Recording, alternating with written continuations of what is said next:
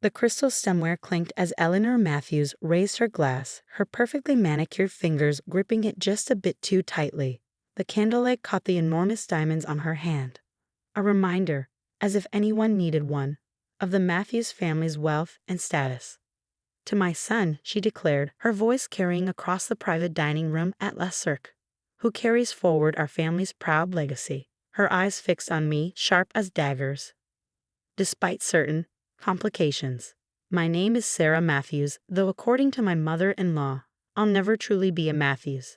After 5 years of marriage to her son James, I'm still the secretary who got lucky." If only she knew that while she was planning this elaborate anniversary dinner to remind me of my place, I had been in my office, closing a deal that would save the very legacy she was so proud of. "Mother," James said, a warning note in his voice. "Not tonight." Eleanor waved her hand dismissively. "Oh, don't be so sensitive, darling. We're all family here." Her smile didn't reach her eyes, though some of us understand the weight of that name better than others. I took a sip of my wine, letting the expensive vintage roll across my tongue. 5 years ago, her words would have cut deep. Now they just made me think of the signed contract sitting in my office safe, and the look that would be on her face tomorrow at the board meeting. "How is the company doing, James?" Eleanor turned to her son. "Your father would be so proud to see you at the helm of Matthews Industries." I washed my husband's face carefully. James was handsome, successful, and completely unaware that his company was on the brink of collapse, or that I had spent the last 6 months secretly working to save it. "Everything's fine, Mother," he replied, but I could see the tension in his jaw. James was a brilliant engineer, but he'd never had his father's head for business. The company had been bleeding money for years, and he'd been too proud to admit it. Eleanor nodded approvingly. "Of course it is. Matthew's men always succeed." She turned her attention back to me. "Though I suppose that's hard for some people to understand. Not everyone grows up with business in their blood." Eleanor, my father-in-law's brother, Uncle Robert, cut in. "Perhaps we could discuss something else." But Eleanor was on a roll now, fortified by several glasses of expensive wine. "I'm simply saying that some people might find it difficult to appreciate the pressures of running a family company, especially when their previous experience was mainly answering phones and getting coffee." The table fell silent. I could feel everyone's discomfort.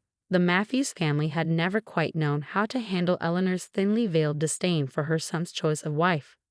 What none of them knew, what even James didn't know, was that I hadn't just been a secretary at Matthews Industries.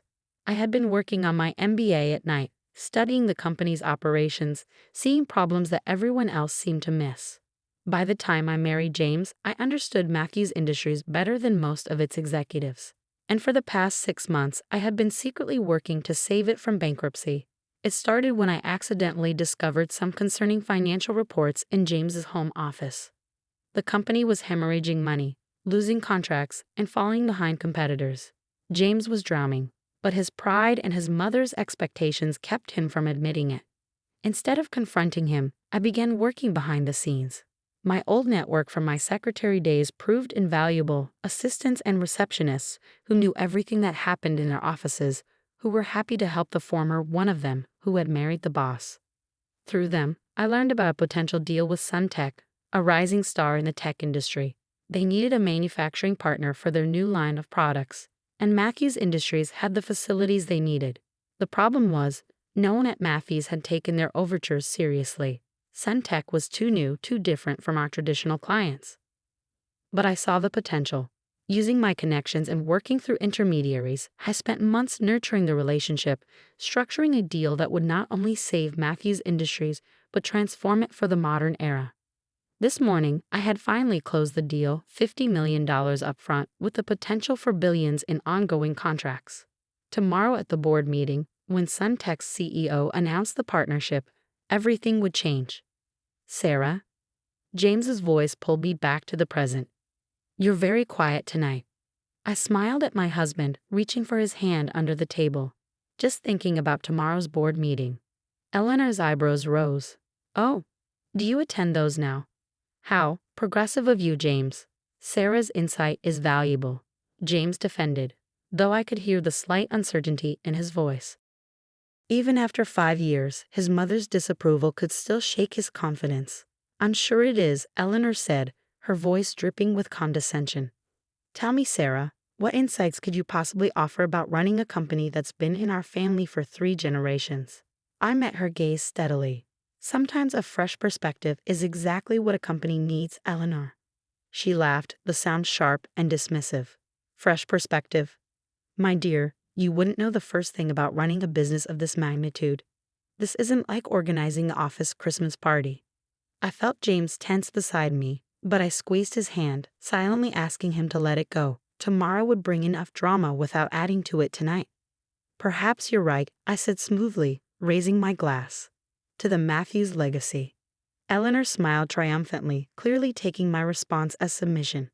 If she noticed the slight curve of my lips, the quiet confidence in my eyes, she dismissed it as the wishful thinking of a social climber who had married above her station. The rest of the dinner passed in a blur of subtle jabs and backhanded compliments. Eleanor held court, reminiscing about the glory days of Matthews Industries, when her husband William had turned it into one of the largest manufacturing companies in the country. "Your father had such vision," she told James. "He could spot an opportunity a mile away. That's the Matthews instinct, something that can't be learned in some community college course." Another pointed look in my direction. I thought about the contracts in my office, about the months of careful negotiation, about the future I had secured for the company while they were all clinging to the past. Tomorrow couldn't come soon enough. After dinner, as we waited for the valet to bring our car, James pulled me close. "I'm sorry about Mother," he said softly. "You know how she gets." "It's fine," I assured him, straightening his tie. "Nothing she says matters." He studied my face. "You seem different lately. More confident. Like you know something the rest of us don't." I smiled, thinking of the board meeting tomorrow. "Maybe I do. Care to share?" "All in good time," I said, kissing him lightly. "Just promise me you'll be at the board meeting tomorrow. Don't let anything keep you away." He looked puzzled but nodded. "Of course. Though I don't know why it's so important. It's just another quarterly review." If he noticed my slight smile, he didn't mention it. That night, as James slept beside me, I stayed awake, reviewing the events that had led to this moment. I thought about my first day at Matthews Industries, a fresh-faced secretary with an MBA dream. How Eleanor had walked past my desk every morning without so much as a glance in my direction. How James had been different, actually seeing me, appreciating my insights, falling in love with me despite his mother's opposition. I thought about the day I discovered how bad things really were at the company. The shock of seeing the true financial statements, the realization that the company's proud legacy was about to come crashing down. The decision to act, to save not just the company but my husband from the weight of failure. Tomorrow would change everything. The question was, would they be ready for it? My phone buzzed softly. A text from Angela, Suntex CEO. "Everything set for tomorrow. Can't wait to see their faces." I smiled in the darkness. Angela had become more than just a business partner over the months of negotiation. She understood what it was like to be underestimated, to have to prove yourself in a world that had already decided what you were worth. "Get ready for a show," I texted back. The Matthews Industries boardroom was impressive by design. 40 stories up, with floor-to-ceiling windows overlooking the city, it was meant to intimidate. The massive mahogany table, the leather chairs, the portraits of past CEOs lining the walls. Everything screamed old money, established power. I arrived early, watching the morning sun paint the city gold. The contracts were safely stored in my briefcase, along with a presentation that would change everything. James had already left for his usual morning meetings, completely unaware of what was coming. Eleanor arrived exactly 10 minutes before the meeting was scheduled to begin, wearing her trademark channel suit and an expression of barely concealed disdain when she saw me. "Sarah, don't tell me you're actually staying for the board meeting." She made it sound like I was planning to crash a private club. "Of course," I replied calmly. "I wouldn't miss it." She sighed dramatically. "Really, James needs to set better boundaries. These meetings are for actual board members and executives, not—" She waved her hand dismissively, "family observers." Before I could respond, the other board members began filing in. I recognized them all. The old guard who had run Matthews Industries with William, who still saw me as the secretary who had somehow snared the boss's son. James arrived last, looking slightly harried. "Sorry, got caught up in the R&D meeting. What's on the agenda for today?" Theodore Wells, the CFO, cleared his throat. Actually, we have some concerning matters to discuss regarding the company's financial position. Before we get to that, I interrupted smoothly, standing up. There's something else that needs to be addressed. Eleanor's eyes narrowed. Sarah, dear, this really isn't the time for whatever this is. Actually, Eleanor, this is exactly the time. I moved to the front of the room, pulling out my laptop and connecting it to the display screen. You see, I've been working on something for the past 6 months. Something that's going to change everything for Matthews Industries. The room fell silent as I pulled up the first slide. Charts showing the company's declining revenues, lost contracts, mounting debts, everything they have been trying to hide. What is this? James asked, his voice tight. Sarah, how did you get these numbers? I finished for him. I've always had access to them, James. I've been watching our company slowly die while everyone in this room pretended everything was fine. Eleanor stood up, her face flushed with anger. This is outrageous. You had no right to access these documents. James, are you going to let your wife? Mother. James cut in, staring at the screen. These numbers, are they accurate? Theodore shifted uncomfortably. Yes, we've been trying to find a way to tell you. The situation is quite serious. I clicked to the next slide. 6 months ago, I started working on a solution. Something that would not only save Matthews Industries but transform it for the future. The boardroom door opened and Angela Chen walked in, followed by her executive team. Eleanor's mouth fell open as she recognized the CEO of Sun Tech. Ms. Chen? James stood up, confused. I wasn't aware we had a meeting scheduled. That's because the meeting wasn't with you, James, Angela said, smiling at me. It was with Sarah. I pulled out the contracts from my briefcase. Ladies and gentlemen, I'm pleased to announce that Matthews Industries has just entered into a historic partnership with Sun Tech, a $50 million immediate investment with projected contracts worth billions over the next decade. The room erupted in chaos, board members talking over each other, James staring at me in shock, Eleanor looking like she might faint. This is impossible, Eleanor finally managed. You're just a secretary. You couldn't possibly. Actually, Angela interrupted. Sarah has proven to be one of the most brilliant strategists I've ever worked with. She saw the potential for this partnership months ago, when everyone else was too caught up in the past to see the future. I distributed copies of the contracts. The deal is already signed. Suntech gets the manufacturing capability they need, and Matthews Industries gets the innovation and capital it desperately needs. A perfect partnership. James was reading through the contract, his expression a mix of amazement and something else. Pride, maybe. Sarah, this is incredible. But why didn't you tell me? I moved to stand beside him. Because you needed to be protected. If the deal hadn't worked out, if I had failed, no one would have known how close we came to losing everything. Your reputation would have been safe. Protected. Eleanor scoffed, though her voice wavered. You went behind everyone's back, made decisions about our family company. I saved our family company, I corrected her firmly. While you were also busy protecting the Matthews legacy, you nearly destroyed it. Sometimes it takes an outsider to see what the insiders are too close to notice. The board members were murmuring amongst themselves, reviewing the contracts with growing excitement. The terms were excellent. I had negotiated from a position of knowledge rather than desperation, creating a deal that would benefit both companies. Angela stepped forward. I'd like to make another announcement. Given Sarah's extraordinary work on this deal and her clear vision for the future, Sun Tech would like to recommend her for a position on the Matthews Industries board. Eleanor made a choking sound. This is absurd. She's not qualified.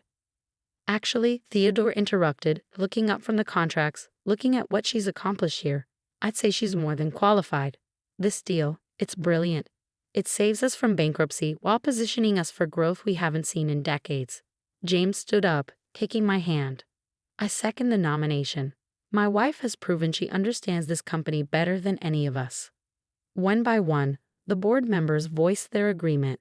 Eleanor sat there, her face pale, as her carefully maintained world order crumbled around her. Well, I said, squeezing James's hand, I believe we should vote on it. All in favor? Every hand in the room went up, except Eleanor's. She stared at me, finally seeing me clearly for the first time. How? She whispered. All this time. Because you never bothered to look past what you thought you saw, I replied. You were so convinced I was just a secretary who got lucky that you never noticed I was actually a businesswoman who got smart. The rest of the meeting passed in a blur of discussions about integration plans and future strategies. I watched as the old guard of Matthews Industries finally began to understand that their world had changed, and that I had been the one to change it. After the meeting, James pulled me into his office. Why didn't you tell me how bad things were? That the company was nearly bankrupt? I touched his face gently, because I knew you were doing your best. You're brilliant with the technical side, James. But sometimes love means protecting the people we care about while we fix what's broken. He laughed softly. Protect me? Sarah, you saved everything. The company, our future, my family's legacy. You're extraordinary. Does this mean you're not angry I kept it from you? He pulled me close. Angry? I'm in awe of you, and a little bit terrified, if I'm honest. Later that evening, as we were leaving the office, we ran into Eleanor in the lobby. She looked smaller somehow, less intimidating than she had at dinner the night before. Sarah, she said, her voice unusually hesitant. I owe you an apology, many apologies actually. I studied her face, seeing the genuine struggle there. You never gave me a chance, Eleanor. You decided who I was the moment you saw me at that desk. Yes, she admitted. I was wrong. So wrong. What you did today, you didn't just save the company. You protected my son, our family name. You did everything I accuse you of being incapable of doing. The question is, I said quietly, what happens now? She straightened her shoulders, and for a moment I saw the proud Matthews matriarch again. But then she surprised me by smiling, a real smile, not her usual social mask. Now I hope you'll give me the chance to get to know my daughter-in-law. The real one, not the one I imagined. James squeezed my hand. Dinner next week, Mother. Maybe at our house this time. Eleanor nodded. I'd like that. And Sarah, thank you for seeing what needed to be done and having the courage to do it. As we walked to our car, James looked at me with a mix of love and admiration. You know, for someone who claims she married into the Matthews family, he might be the best Matthews of us all.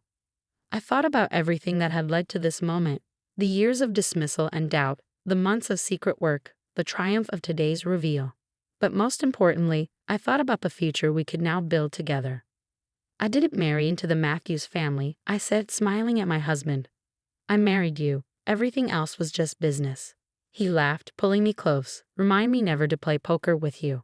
As we drove home, my phone buzzed with a message from Angela. Dinner next week.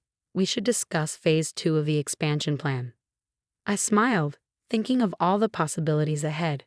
Sometimes the best revenge isn't revenge at all. It's showing people exactly who you are, and watching them realize how wrong they've been all along.